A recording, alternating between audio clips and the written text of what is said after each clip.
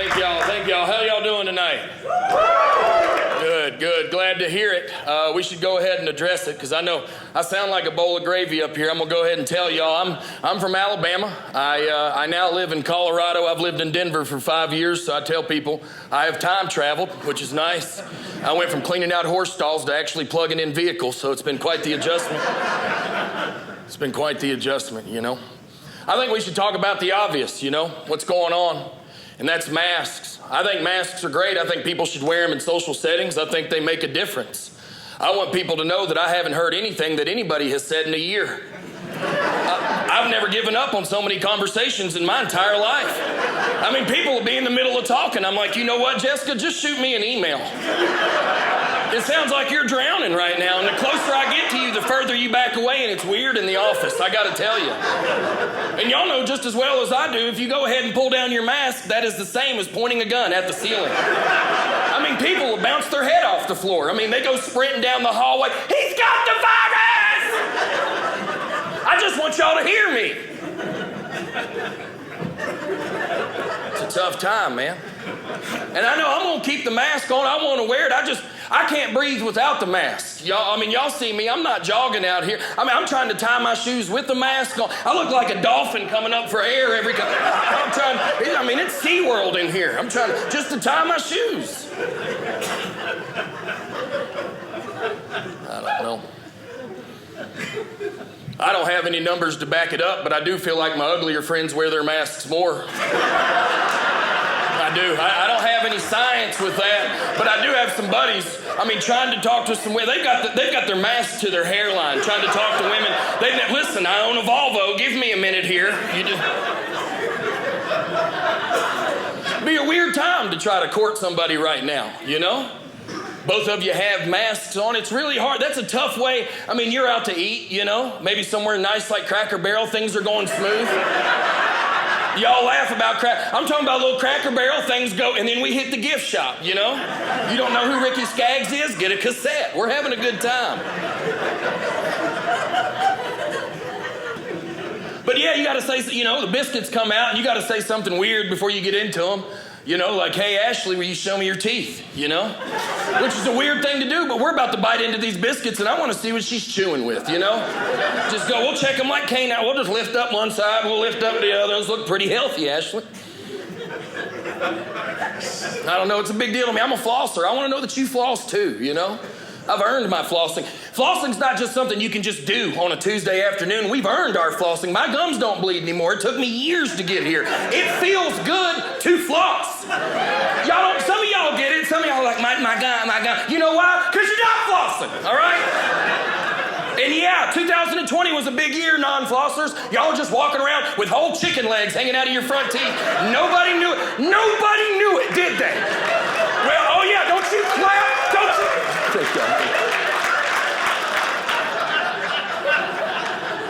And some of y'all, sometimes when I say that, people act like it's shallow. I'm like, do you pick your partners by their eyeballs? Is that what you do? You see somebody blinking, you're like, we're starting a family. I can tell. I've seen a lot of people blink, but she's really got a blink about her. She does. I don't know. People have come up with really unique ways to make you feel less than with these masks, you know? Living in downtown Denver, I'll have my mask on, you know, and the other person will have their mask on, and we're both headed down the sidewalk towards each other. And right before we get to each other, they cross the street. I don't know if y'all can tell yet, but I'm pretty fiery. I crossed the street with them. I've got a few questions, and the first one is, where are you going? I've got a better mask on than you do and a bunch of gel in my hair. We're going to play the odds today. I don't know. It's just my thoughts. COVID's made it weird, you know? I'm an Android guy. I don't know if there's any Android users. Tough life for an Android user during COVID. I haven't seen a menu in over a year. Some of y'all don't get this. I've got 50 pictures of barcodes. That's it. That's all I've got. If nobody around me has an iPhone, we're going chicken fingers. That's the only option. 90% of the places serve it. It's not weird. I can just order that. I don't know. It's easy to be observational when you're from somewhere like Alabama and you move out west. Everything kind of shows up to me, you know? Like, I own a bunch of popular clothes on accident. There's this big hipster movement going on that's going full circle right back to me that I never saw coming. And some of y'all will understand this. If you go to any coffee shop in any decent-sized city, the person serving you that latte these days is going to be wearing a whole lot of Carharrt. When I was growing up, Carhartt meant that you were real country, you know? Your dad might be a plumber. Y'all were rented deer meat, you know? Math wasn't something you got excited about. Carhartt was different in the 90s. Now everybody's got it on, and it's mind-blowing. I got it for every Christmas. I mean, my whole life, and my dad would say the same thing every time. That right there is gonna last you forever. And that's cool. It's nice to have clothes that last forever. Carhartt's famous because it doesnn't shrink when you wash it. It doesn't hang on fences. But I mean, when you're 14, you don't want coveralls. My parents would be like, Derrick, we'd like for you to get a girlfriend. And I had to tell my mom, y'all just bought me overalls. I drive Dad's truck. You make my lunches. There's a rumor at school that I've got a family, Mom. I look like a working man. I do. Everybody thinks I'm punching in and out, you know? It wasn't cool to look like a coal miner in '96. I hate to break it to people. Now, if you've got ripped jeans and a Carhartt sweatshirt, you're a cool guy. Let me tell you something. In Alabama, if you've got ripped jeans and a Carhartt sweatshirt, you have a gravel driveway. Just the way it is. Same thing with the brand Champion. I know all y'all, in the 90s, you wanted any brand besides the brand Champion. Now it's super popular. Champion was a Kmart brand. It was the only brand that would come brand new with the tags on it and still smell like cigarettes. I can remember, I'm like, I don't know how, this smells like Aunt Sheila, Mom. I don't understand, but it's in the package. There was nothing cool about Champion. I mean, one of my buddies, Dakota, he was like, Derrick, calm down, man. You're freaking out. Champion just made a comeback. And I said, Dakota, I'm going to tell you what a comeback is, my man. That means you were once here, and now you're back again. Champion just got here. It would be like if next week Faded Glory was all over Instagram. Rags to riches. This is the true American story. This isn't a comeback. This is a come up, my man. Did y'all ever think, I'm 36 years old, did y'all ever think that you would see that flooding your pants would be popular? Did y'all ever see that one? I can tell you, 10 years ago, if you showed up to a high school and your pants weren't touching your shoes, nobody was talking to you. Now showing a little ankle is man, you are the man. Let your jeans stop about shin. Shin right there, that looks good. Let's get some cool socks. Look at, when I got socks for Christmas growing up, I knew my grades needed to come up just a tad. And you know what short jeans are called? Capris! They're called Capris! Start calling them I don't care, Jason, if you've got on short jeans, but you, my man, have on capris. I mean, all these things I got made fun of for growing up are now popular. Did you know that growing your own plants, watering your own vegetables is now a hobby? I'm telling y'all, you get 2 ferns, 3 cactuses, get on Instagram, look at the followers. That hurts my feelings. In Alabama, I grew up with a 10-acre garden, and everybody I would tell about it would donate to my family. There was nothing cool about growing your own tomato. I never saw my mom snapping beans like, oh, what a blessing that it takes us an hour to get to Kroger. This is incredible. We should make our own jam again, Bill. I love this life.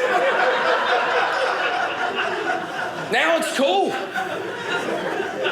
That's crazy to me.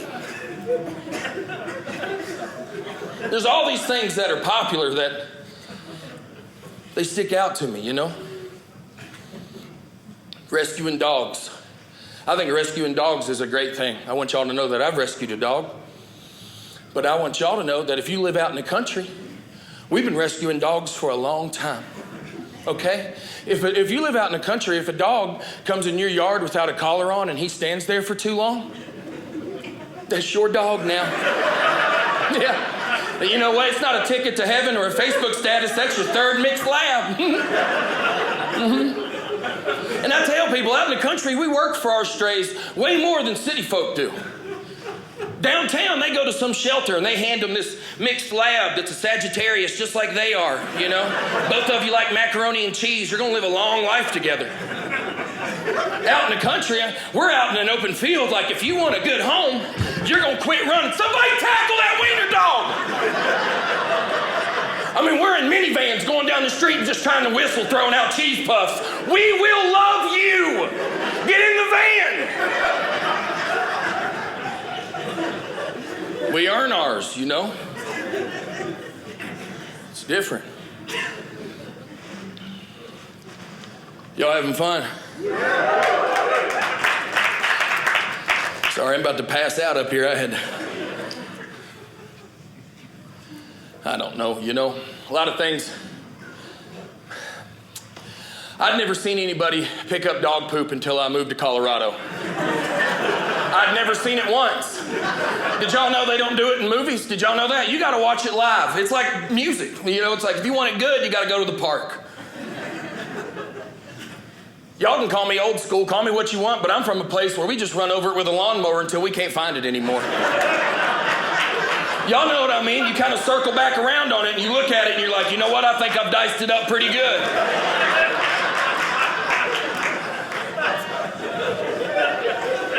And you can always tell how big it is. Y'all know, you'll hit it, you know, and you'll kind of get that little bounce like that. It's like that. And then you'll get a whiff of it and I got to circle back on that one. We're going to have to hit it one more time. That's a bad one right there. Then you go, hey, did you feed him twice? I mean, it's like a speed bump out here. My goodness, about lost a tire. I just never thought I'd see people bending over, standing behind a golden retriever that's taken a bigger poop than they've taken yet. If you're a good neighbor, you'll catch it before it hits the ground, you know? Y'all, don't let it hit the grass. I'm a good neighbor. You know I am. Walking around, swinging it in your hand, talking about, I might go to TJ Maxx, depends on the weather, you know? I might. I don't know where my day will go from here. That's wild to me. I never dreamed of that. I remember the first night I was in Denver, I had a hard time falling asleep because all I could think about is, what if my dog had diarrhea, you know? I didn't see one person at that park with a ladle. How do y'all pick this up? If I see you picking up dog diarrhea with a bag, I'm going to go ahead and call the cops. That's it. And we're going to look at your internet browser, Doug, because you're off the rails out here. That's diarrhea. That's a bag, my man. That doesn't work. I just don't know how we haven't come up with a better way to pick it up yet. We're on hoverboards eating powdered dinners, and we're still picking this stuff up with Smith's grocery bags. Y'all remember like in the 3rd grade when a little kid would throw up macaroni and cheese in the hallway and the janitor, he'd come out of the closet and he'd pour this powder all over that macaroni and cheese, and what was once liquid now turns in, and then now he just sweeps it up. Now it's just powder. And then he'd go right back into that closet.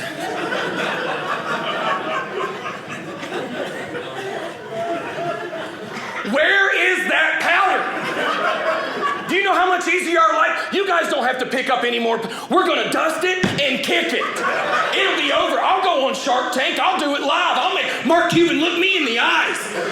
We're going to dust it and kick it.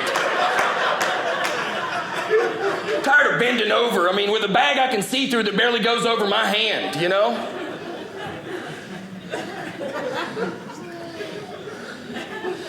I don't know. I wish I got worked up over things that mattered, you know? I'm angry.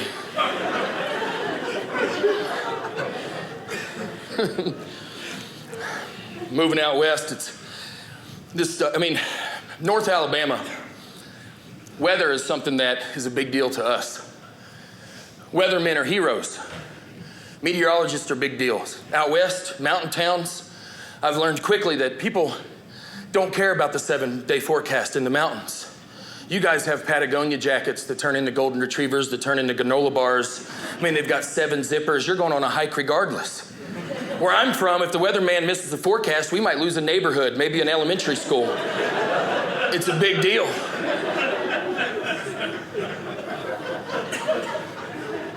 Not out here. You know? Nope, it doesn't matter out here.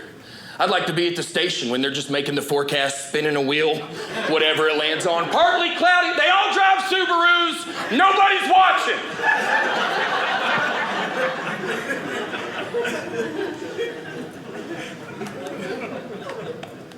I don't know. The weather's such a big deal where I'm from, it's an introduction to a lot of conversations. Might be like, hey, my name's Derrick. It's hot out here. Nice to meet you. Out west, I can't get people to talk to me unless I'm holding a dog. If you're not holding a dog, you're a stranger. Which is crazy. I go to the park, I'll be walking my dog. Some lady will come up in yoga pants, ask him 14 questions, and walk away and not even glance at me. I end up saying something like, my name's Derrick and I love crock pots. And if you rub my belly, my leg shakes like his too.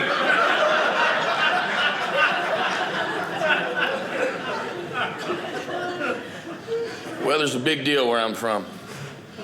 I don't know.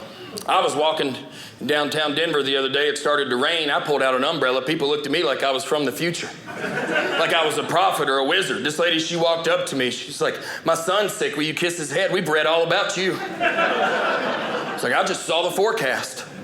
So I brought an umbrella. I'm growing some squash.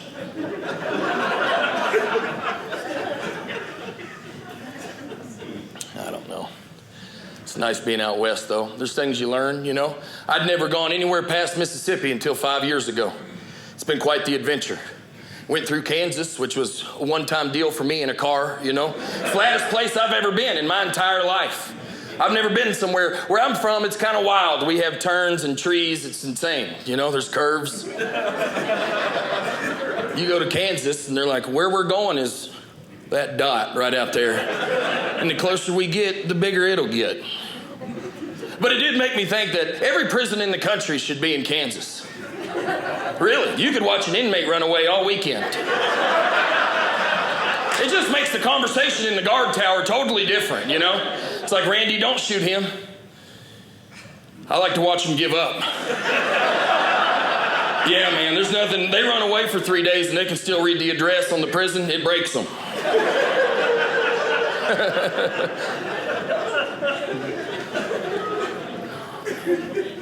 Y'all are fun. My favorite thing about living in the big city, though, is taco trucks. I love them. And not just for, I think that it's a fad that people love them. I have a real, being from Harvest, Alabama, we don't have we have Taco Bell, which is a 15-minute drive away. Some of y'all get that. It's like a whole new game of Oregon Trail. You know, it's a tough trip, you know. You don't want to take it around 11 p.m. I never dreamed that Taco Bell would grow wheels and come to me. I never saw that coming. And then this taco truck that I saw not too long ago, it had a flat tire and the menu was written in crayon. That's perfect. Where I'm from, down south, the worse the venue, the better the food. If you're ever driving through Alabama and you see a porta potty billowing smoke, pull in and order the full slab. Get some potato salad. Have an afternoon for yourself. I walked up to the window, and the left side of the window was a big bottle of green sauce. It said 4 wimps. On the other side, a big bottle of red sauce written on that, not 4 wimps.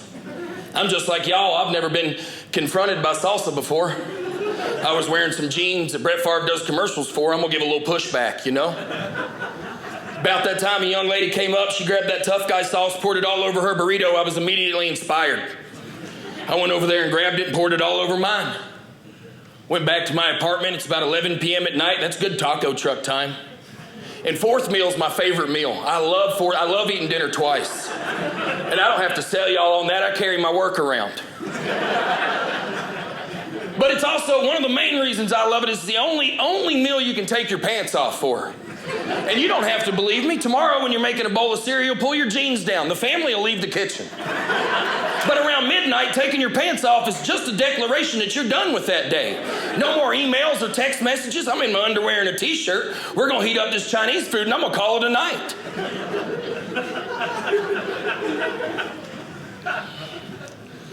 I remember I grabbed this burrito. And when you eat fourth meal, you want to get in front of the TV, you know? Watch something fun, something different. I like to watch Unsolved Mysteries sometimes. You know, whole family's dead. Who did that? You know, that's crazy. We got to go get them. You know, they're out there still. And y'all have got a movie or something? Burritos from taco trucks are incredible. They look like toddlers with aluminum foil wrapped around them. Y'all know what I mean? Big. I grabbed this thing, I took a bite out of it, and what happened to me has happened to everybody in this room. My face caught on fire. And it wasn't like, oh, I've got too much Texas Pete on my bagel bites. It was like, no, there's real flames on my face. I think my neighbor stays up late. I could use his help. We've all been there. I got bumped in the turn. I wasn't out of this race. What do you need when something's too spicy? Some milk, some dairy. You're at a Mexican restaurant and the nachos are spicy. You don't send them back. You go, excuse me, ma'am, these nachos are being a little bit of a pill. Could we get one more sour cream? And then you smash it. Okay, I know there's somebody in this room that's like, must be nice to eat as much dairy as you want, Derrick.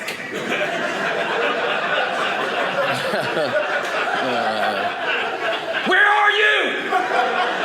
You're probably the same person that gets 3 pounds of nachos and you put 1 dollop of sour cream on top and that's what made you poop in your hallway. I don't buy it. I'm sick of people eating ice cream out of mixing bowls and they are shocked when they have to fart. I'm over that. I don't know when it started, like 2009, somebody was like, dairy makes my tummy hurt. Dairy is supposed to make your tummy hurt. When doesn't it? And we eat dairy like psychos in this country. We get the same glass we water our ferns with, and we fill it all the way to the top, and we chug it and go, oh my goodness, I might poop. It might happen. Let me tell you something. If you eat a bunch of dairy and in the next 3 days you don't go to the bathroom and really impress yourself, go to the hospital.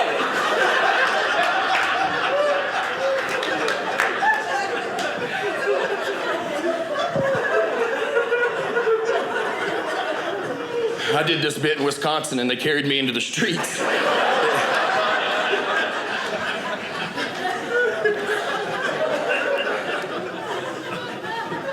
All right.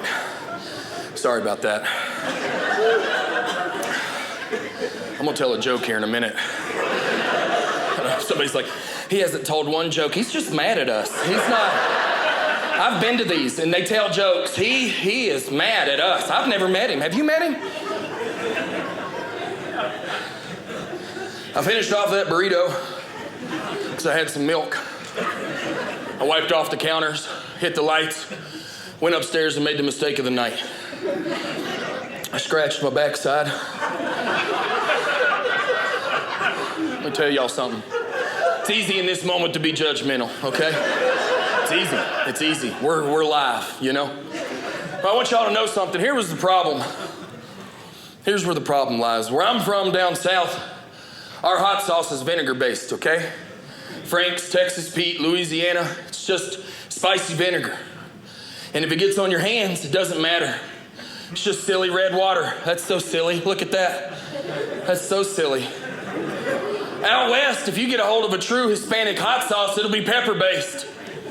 And if it gets in your sweat glands and you don't pressure wash it off,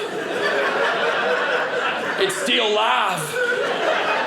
So when I touched my backside, I started a brush fire immediately. I mean, I felt a sting. And I'm just as nervous as y'all. I can't touch my toes. I need milk on my butt, maybe. You know, I need something crazy. I thought about just pouring it in the floor and sopping it like a biscuit. I'll just sit in it. I need to sit in milk.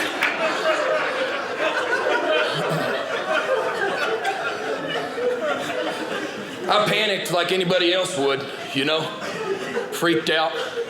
Ran over to the freezer. Grabbed an ice cube. And at this point, it was a real serious situation, you know? I mean, I was ha. One of those. It wasn't one of those where I'm gonna fight it off tonight. I needed an ice cube. And I remember I grabbed that ice cube and I was nervous about it. For some reason, I thought about the Christmas story where the kid's tongue gets stuck to the pole. And so that made me nervous for some reason. So I remember I sucked on the ice cube just a little bit. And I squatted down with that thing. No, you're gonna watch me do this. You're gonna know, we're gonna put this in together. As soon as that thing touched me, it sounded like fajitas from Chili's, my man. Y'all been so much fun. Thank y'all for hanging out.